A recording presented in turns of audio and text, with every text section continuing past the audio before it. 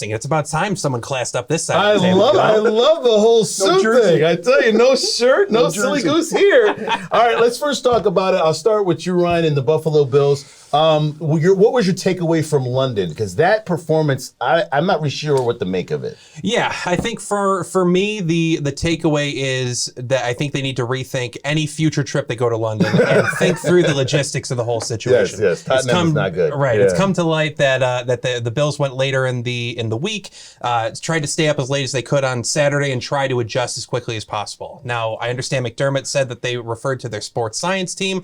I am by no means a sports scientist nor expert in sleep cycles, but at the same time, I think the results on Sunday were kind of spoke for themselves. Did you watch that game? It's an early Sunday morning game. I'm sitting there. Lawrence looked like he was throwing darts. I'm not sure what to make of this, Bob. Like, what Bill team do we have here?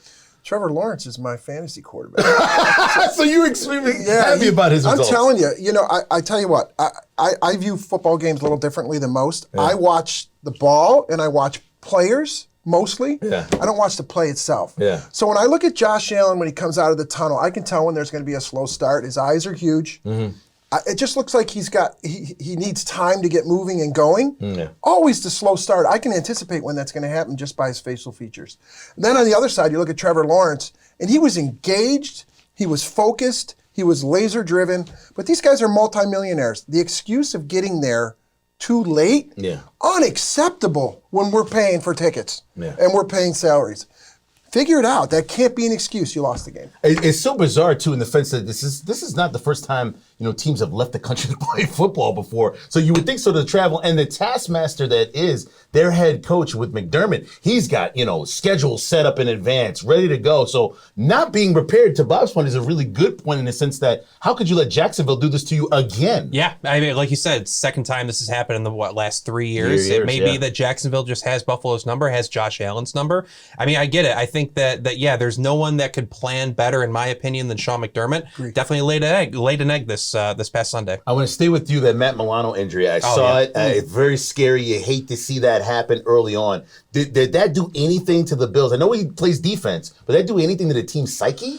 I think maybe to some degree, but I also think that Sean McDermott and the Buffalo Bills really, really back the idea of next man up. And you saw that with Dorian Williams checking into the game after that. He had a pretty good showing and also had a really good preseason. So I'm sure that just the psyche of losing one of your defensive stars, and really like NFL leading stars in the defensive backfield, definitely has to hurt. But at the same time, I don't think that they would have dwelled on it too long. Do you think Matt Milano would have made a difference for Trevor Lawrence? He looked pretty good. I'm not sure. I think he would have. I think he's a veteran. He understands schemes. He probably understands the playbook as good as the other team he plays.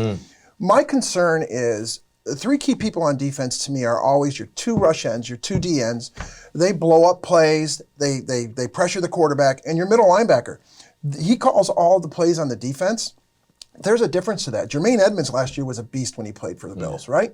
He was all over the field, huge and impossible to block. Milano is a different kind of player. He's a head player. He's smart. He's a veteran. He doesn't make mental mistakes, and he's always in the right spot. And he's responsible for calling a lot of the defensive schemes in the middle. So I think the combination of Von Miller not being 100%, Russo's coming back this year, Epinesa, he's been playing great.